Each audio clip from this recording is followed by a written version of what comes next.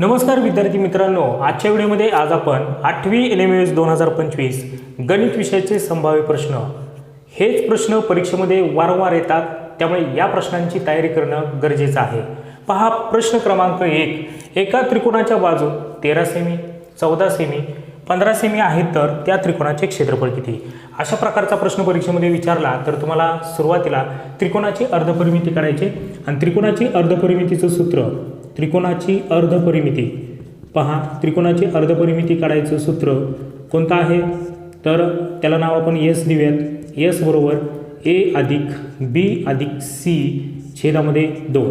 ए म्हणजे पहिली बाजू किती आहे 13 सेंटीमीटर, अधिक बी बरोबर दुसरी बाजू 14 सेंटीमीटर, सी बरोबर तिसरी बाजू 15 सेंटीमीटर आणि छेदामध्ये 2। यांची बेरीज करा।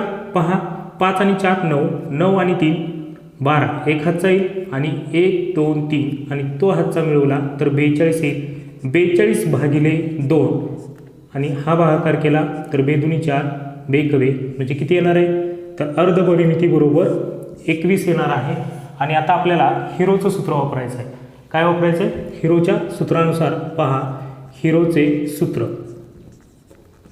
तर हे जर सूत्रपाठ असतील हिरोचे सूत्र, तर पहा काय आहे हिरोचं सूत्र, वर्गमुळामध्ये यस कंसात यस वजा ए, दुसऱ्या कंसामध्ये यस वजा बी, तिसऱ्या कंसामध्ये यस वजा सी, आणि हे आपल्याला सोडून घ्यायचं आहे। पहा वर्गमुळामध्ये यस म्हणजे काय, अर्धपरिमिती किती आहे 21, 21 वजा पहिली बाजू 13 वजा करूयात, दुसऱ्या कंसामध्ये 21 वजा दुसरी बाजू किती येणार आहे 14, आणि तिसऱ्यामध्ये जर बघितलं आपण तर 21 वजा किती येणार आहे 15।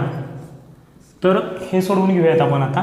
पहा 21 आहे तसेच येतील, ठीक आहे, गुणिले 21 मधून 13 घालवा, 21 मधून जर 13 घालवले तर किती येणार आहेत 8, गुणिले 21 मधून 14 गेल्यानंतर 7 उरतील आणि 21 मधून 15 गेल्यानंतर किती उरतील 6, किती उरतील 6। आता या ठिकाणी आपण फोड करूयात। पहा इथे 3 7 21 होईल, 3 7 21, या ठिकाणी 2 चौक 8 होतील, 2 चौक 8, त्यानंतर हे 7 आहे तसेच येतील आणि 2 त्रिक 6 किती येतील 2 त्रिक 6। पुन्हा पहा आता जे कॉमन आहेत ते काढून घ्यायचे बाहेर। पहा 3 2 वेळा आलेला आहे, त्यामुळे एकदाच घ्यायचा, ठीक आहे, वर्गमुळातून त्याला बाहेर काढायचा। 7 एकदाच घेऊयात, ठीक आहे, या जोडीमधून एकदाच घेऊयात, 2 सुद्धा एकच घ्यायचं एकदाच वेळा, आणि 4 आता याची जर फोड केली तर काय होईल, याची पण फोड होईल। पहा 2 दुनी 4, त्यामुळे एकदा अजून एकदा 2 घ्या, त्यानंतर काय उरलं पहा 3 घेतलं 7 2, त्यानंतर 2, तर अशा पद्धतीने जर हा गुणाकार केला 7 त्रिक 21, 21 दुनी 42 आणि 42 दुनी 84, तर क्षेत्रफळ किती येणार आहे 84 चौरस सेंटीमीटर, 84 चौरस सेंटीमीटर हे क्षेत्रफळ येणार आहे। तर अशा पद्धतीने तुम्ही त्रिकोणाचं क्षेत्रफळ काढू शकता। तर वारंवार परीक्षेमध्ये अशा प्रकारचे प्रश्न विचारले जातात, त्यामुळे या प्रश्नांचा सराव करणं गरजेचं आहे। त्रिकोणाची अर्धपरिमिती अगोदर काढा आणि त्याच्यानंतर हिरोचं सूत्र वापरून आपल्याला उत्तर काढायचं आहे। पाहूयात पुढचा प्रश्न। प्रश्न क्रमांक 2, एका शहराची लोकसंख्या दरवर्षी 5% ने वाढते। 2012 साली त्या शहराची लोकसंख्या 1,20,000 होती, तर 2015 साली त्या शहराची लोकसंख्या किती होती? तर हा प्रश्न आपल्याला सोडवायचा आहे। पहा एका शहराची लोकसंख्या जी आहे ती दरवर्षी 5% वाढत आहे, ठीक आहे, आणि त्याच्यामुळे 2012 साली त्या शहराची लोकसंख्या किती होती 1,20,000 एवढी होती, 1,20,000 होती। तर 2015 साली म्हणजे 3 वर्षानंतर, लक्षात ठेवा 3 वर्षानंतर त्या शहराची लोकसंख्या किती होईल असं विचारलेलं आहे। त्यामुळे 100 वरती किती 5% वाढते, त्यामुळे 105 छेदामध्ये काय घ्या 100, पुन्हा गुणिले 105 छेदामध्ये 100 गुणिले 105 छेदामध्ये 100, हे सोडवलं की तुमचं उत्तर निघून जाईल, ठीक आहे। तर पहा 2 शून्याला हे 2 शून्य गेले, या 2 शून्याला हे 2 शून्य गेले। आता या ठिकाणी भाग देऊयात आपण 5 ने, 5 दुनी 10 हा 0, पुन्हा या ठिकाणी 5 दुनी 10 5 1 5, पुन्हा या ठिकाणी 5 चौक 20, पुन्हा 5 दुनी 10 5 1 5, 4 ने इकडे भाग जाईल 4 त्रिक 12, उरलं काय 3 गुणिले 105 गुणिले 21 गुणिले 21 किती येणार? 21चा वर्ग 441. आणि आता हे सोडवायचं आहे आपल्याला, गुणाकार करायचं आहे म्हणजे उत्तर निघून जाईल. तर पहा, तर हे सोडवूयात आपण.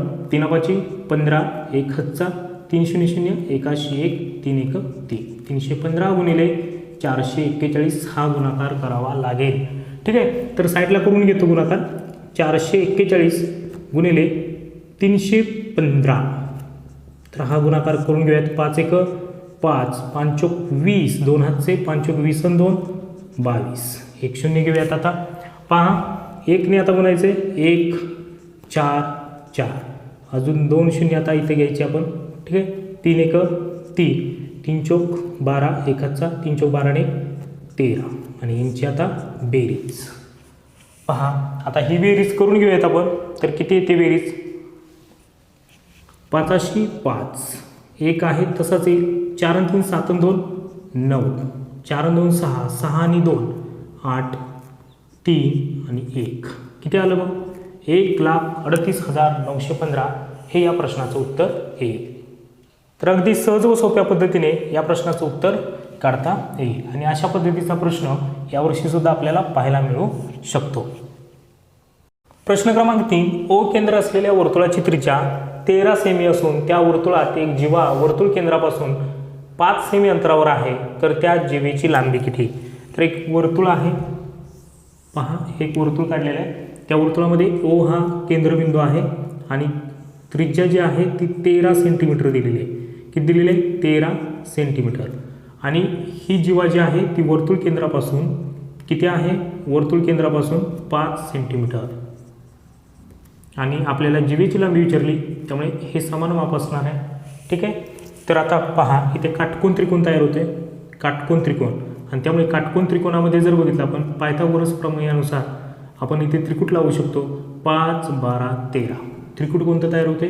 5 12 13. आणि त्यामुळे हे किती येणार आहे मग? 12. तर हे सुद्धा 12 असणार आहे. 12 अधिक 12, 12ची दुप्पट करा. ठीक आहे, तर 24 सेंटीमीटर लांबीची जीवा असणार आहे. तर अशा पद्धतीने तुम्ही हा प्रश्न सोडवू शकता. वर्तुळावरती सुद्धा एक प्रश्न NMS परीक्षेमध्ये 100% येणारच. काय सांगितलं मी तुम्हाला? 100% परीक्षेमध्ये येणारच. त्यामुळे वर्तुळावरचे जे काय प्रश्न असतील ना आत्तापर्यंत विचारलेले ते सगळे तुम्ही करायचे आहेत. तुम्ही जरी भाग 1 पासून ते भाग 11 पर्यंत सर्व व्हिडिओ पाहिले तर तुम्हाला गणिताचा कोणताही अभ्यास करायची गरज नाही. त्यामुळे तुम्ही हे व्हिडिओ पाहत चला आणि आपल्या मित्रांना सुद्धा शेअर करत चला, जेणेकरून त्या विद्यार्थ्याला सुद्धा याची मदत होईल. तर एकूण 11 भाग आहेत. हा भाग क्रमांक 4 आहे. लवकरच व्हिडिओ मी दररोज अपलोड करत आहे. दररोज 2 व्हिडिओ अपलोड होतील, ते तुम्ही पाहायचे आहेत. पाहूयात पुढचा प्रश्न. प्रश्न क्रमांक 4, अनिलकडे जेवढी रक्कम आहे त्याच्या दुप्पट रक्कम सुनीलकडे आहे. सुनीलच्या रकमेच्या दुप्पट रक्कम सुधीरकडे आहे.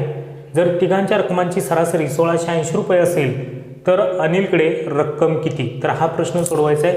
पहा, सुरुवातीला काय करायचं आहे? तिघजण आहेत, त्यामुळे सरासरीचे रुपयामध्ये रूपांतर करूयात आपण. 1680 गुणिले 3, तर याचा गुणाकार करा तुम्ही. 3 0 0, 3 8 24, 2 हातचे 3 6 18 आणि 2 20, 2 हातचा 3 1 3 आणि 2 5. तर किती रुपये झाले? तिघांच्याकडे रक्कम 5040. ठीक आहे, आता प्रश्न पहा. अनिलकडे जेवढी रक्कम आहे, अनिलकडे एक्स रक्कम आहे असं समजूया. किती रक्कम आहे? एक्स. त्याच्या दुप्पट रक्कम सुनीलकडे आहे. सुनीलकडे किती आहेत मग? सुनीलकडे 2x. ठीक आहे, अनिलच्या दुप्पट ना, त्यामुळे 2x. त्यानंतर सुनीलच्या रकमेच्या दुप्पट रक्कम सुधीरकडे. सुधीरकडे किती असणार मग? सुधीरकडे याच्या दुप्पट म्हणजे 4x. आणि तिघांची रक्कम मिळून किती आहे? 5040. त्यामुळे फक्त याची बेरीज करायची आपल्याला. ठीक आहे, किती येणार मग? 5040. यांची बेरीज करूया. 4 2 6 1 7, 7x बरोबर 5040. आता 5040ला या 7ने इकडे भागूयात.